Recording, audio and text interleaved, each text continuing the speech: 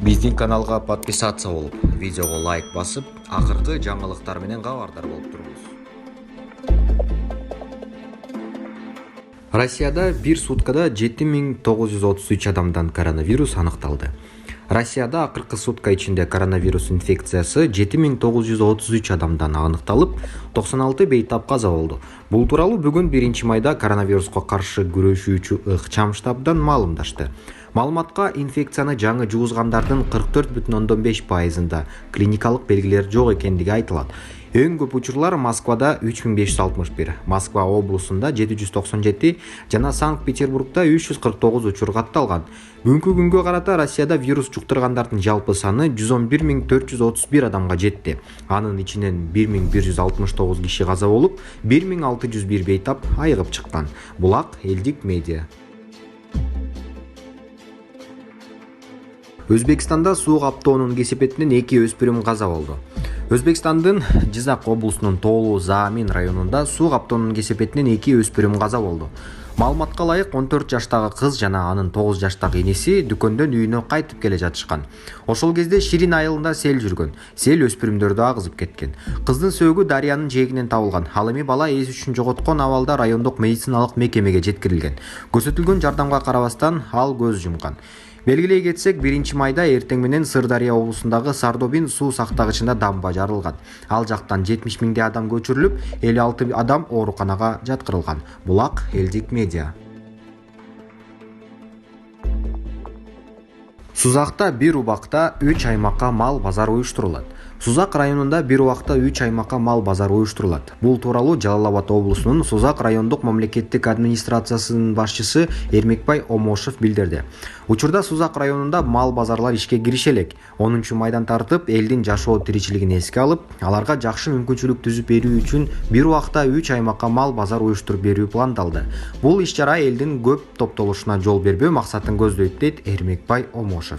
Булак элдик медиа. Нефте базалар кымбат баада сатылып алынган күйүүчү майлоочу майларга толуп турат.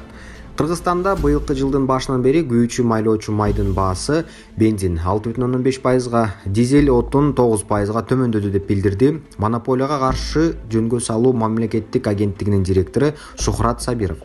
Россиянын муңайды кайра иштетүүчү заводдоруна күйүүчү майдын баасынын түшүшүнө жана мунайдын биржаларда котировкаларынын төмөндөшүнө байланыштуу Кыргызстандын нефте трейдерлерине тийиштүү сунуштар жөнөтүлгөн.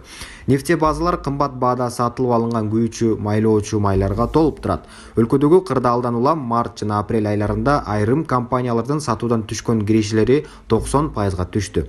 Бирок ага карабастан биз өкмөттү колдоп, КММга болгон бааны төмөндөттүк. Нефте трейдерлер союзунун директору Заур Кипкеев. Булак элдик медиа.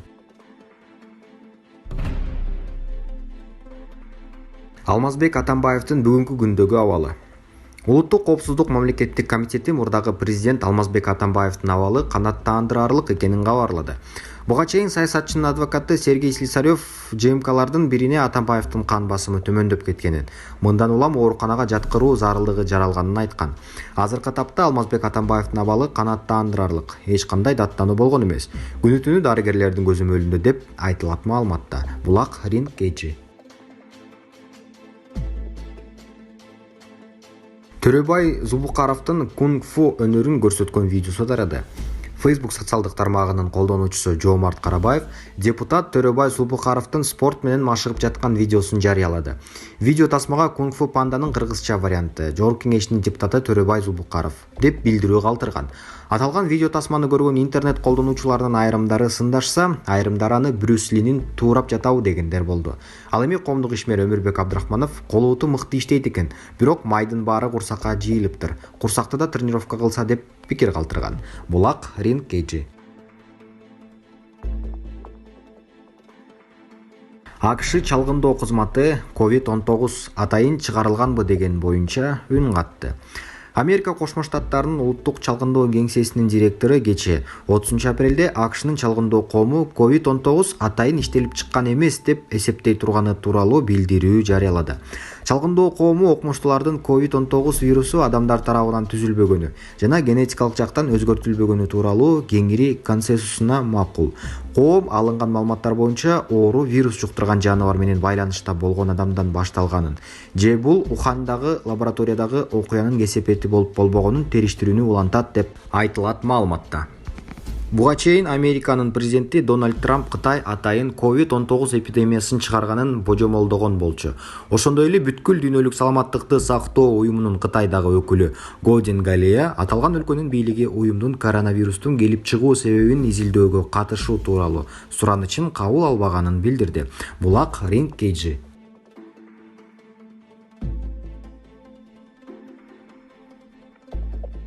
Дарига Назарбаева депутаттык ыйгарым укуктан ажыратылды. Дарига Назарбаева өлкөнүн туңгуч президенти Нурсултан Назарбаевдин тун кызы. Ал 57 жашта.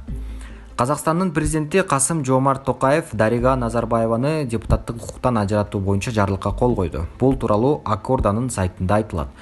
Дарига Назарбаева Казакстандын биринчи президенти Нурсултан Назарбаевдин улуу кызы. Ал 2019-жылдын 20-мартында парламенттин сенатынын спикери болуп дайындалган.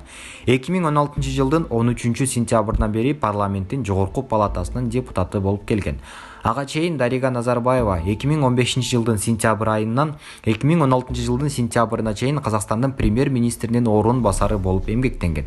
2012-2015 жылдары Мажилистин депутаты, парламенттин төмөнкү палатасынын вице-спикери болуп да иштеген. Булак Спутник Кейджи.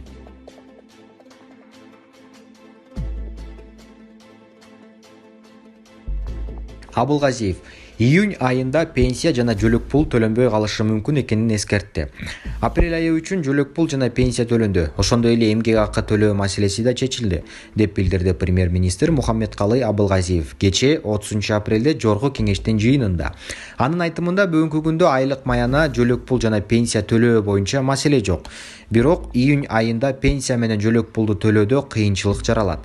Май айы үчүн да төлөп беребиз, бирок июнь айында кыйынчылык жаралышы мүмкүн, деди өкмөт башчы. Булак Аргумент Кейджи. Эльвира Сурабалдиевадай намысыңар жок экен, болбосо сүйлөгөнүңөр. Facebook социалдык тармагынын колдонуучусу Эрнест Шакиров 30-апрелде өткөн жогорку кеңештин жыйынында чыккан чыр тууралуу билдирүү жазып чыкты. Эрнест Шакировдун билдирүүсү төмөндө өзгөртүүсүз берилет. Эльвира Сурабалдиева эже чүйдүн эркеги да бир ушул эже кыргызга күйүп жарылды. Калган эркеги деле аялы деле көпкөн Карамушкина эжени колдоо өтүп калдыңар. Саясат өлүп кетсин. Атамбаев деген саясатты жыйыштыргыла. Саясаттан сырткары улуттук намыс жөнүндө сөз кылалы да. Мындай кыргызга күйгөн намыстуу эркектер чүйдө калганбы өзү? Карамушкина мырза акеге барып алып солдаттарды силер орусча билбейсиңер деп жемелегени бар. Болбосо өзү өмүр бою чүйдө жашап, кыргыздын суусун ичип, кыргыздын нанын жеп алып, орусча билбейсиңер деген сөз үчүн деле намысыңарга келсеңер болмок. Болбосо өзү кыргыз тилин дагы, кыргыз элин дагы тоготпойт. Европага барып алып кыргыздын калпагын баняга кийсеңер жакшы болот деген сөзүн угуп дагы намысыңарга келсеңер болмок. Анда дагы намысыңарга келбедиңер. Кыргыздар толтура тууп деп жатат. Төрөп дагы эмес, ушул сөздү угуу деле намысыңарга келбедиңер. Болбосо бир арамдан сөзүн угуп, ошол арамга кызмат кылып жаныңда жүрөсүңөр. Айтып деп койсоңор болмок, кой деп, кечирим сурап кой кыргыз элден деп.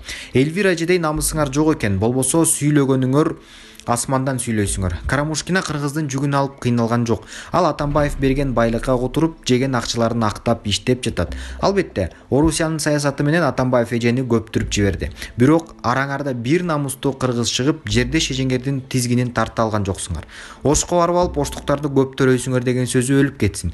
Себеби ал оштуктарды айтты. Араңарда Карамушкина менен чогуу оштуктарды жактырбаганыңар бар. Эң башкысы чүйдү же көлдү айткан жок. Бирок улуттук баш кийим жөнүндө айтканда ойгонушуңар керек эле. Уктай бергиле дагы. Чексиз бейпил түндөрдү каалайбыз. Эльвира эже, сизге чоң рахмат. Ар дайым чыныгы кыргыздын колдоосунда болосуз деп билдирүү жазып чыкты. Булак Назар Ньюс Кейджи. Ким Чен Ын дем алыш күнү каза болду. Түндүк Корея лидери Ким Чен Ындын өлгөндүгү 99% чындык деп билдирди Түштүк Кореялык Юнхап басылмасына Корея Элдик Демократиялык Республика өлкөсүнүн мурдагы жараны. Ал эми азыркы учурда Түштүк Кореянын бийлик структурасында иштеп жаткан Чи Сон Хо. Анын айтуусунда мураскер табылбай жаткандыгына байланыштуу саясатчынын өлүмү расмий тактала элек. Белгилей кетсек, Чи Сон Хо 2006 жылы Түндүк Кореядан качып чыккан. Бүгүн ал Түштүк Кореянын мыйзам чыгаруу органдарынын биринде эмгектенет. Анын айтуусу боюнча, Түндүк Корея учурда мураскерди тандоо боюнча татаал көйгөйгө туш келди. Жана анын ою боюнча дал мына ушул кырдаал Ким Чен Ындын өлгөндүгү расмий билдирүүгө жолтоо болуп жатат. Ошондой эле Чи Сон Хо бул орунга саясатчынын карындашы Ким Йо Чон келери толук мүмкүн экендигин кошумчалады деп Кадам медиа билдирди. Булак аргумент KG.